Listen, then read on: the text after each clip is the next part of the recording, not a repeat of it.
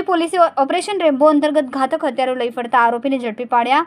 હાથ ધરી ચપ્પુ, રેમ્બોવાળા ખંજર, તલવાર જેવા ઘાતક હથિયારો લઈને ફરતા 72 ઇસમોને તથા તડીપાડી ઇસમ મળીને કુલ 73 ઇસમોને ઝડપી પાડ્યા અને તેઓને કાયદાનું ભાન કરાવ્યું.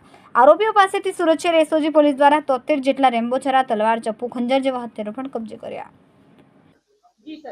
એસઓજીએ ઓપરેશન રેમ્બો હાથ ધર્યો. એના અંતર્ગત સમગ્ર શહેરના અલગ અલગ જે અમારા ડિવિઝન છે એની અંદર એક ડ્રાઈવ આપવામાં આવી હતી. એ ડ્રાઈવ દરમિયાનમાં જેટલા પણ તડીપાર થયેલા છે તે ઇસમો, ગુજસીટોક અગાઉ થઈને છૂટેલા છે તે તથા મારામારીના ગુનાવાળા અને ગંભીર ગુનાવાળા જે આરોપીઓ છે એને ચેક કર્યા અને અમુકને કોમ્બિંગ દરમિયાનમાં રોડ પર પણ મળી આવે એવી રીતે ટોટલ 72 જે છે આરોપીઓ પકડી પાડ્યા છે હથિયારો સાથે અને 72 હથિયારો પણ પકડ્યા છે. આ દરમિયાનમાં એક આસિફ તલવાર કરીને તડીપાર ભંગ નો કેસ પણ કરવામાં આવ્યો છે. જે તડીપાર થયેલો હોવા છતાં શહેરમાં હાજર હતો. એનું નામ છે આસિફ તલવાર, જે ગુજસીટોક અને ડબલ મર્ડરનો આરોપી છે તે પણ પકડાયો છે.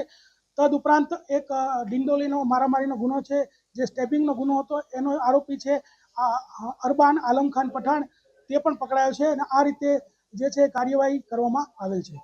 કેમેરામેન હર્ષદ પાટીલ સાથે સુનિલ પાટીલ, સમય મીડિયા ન્યૂઝ, સુરત.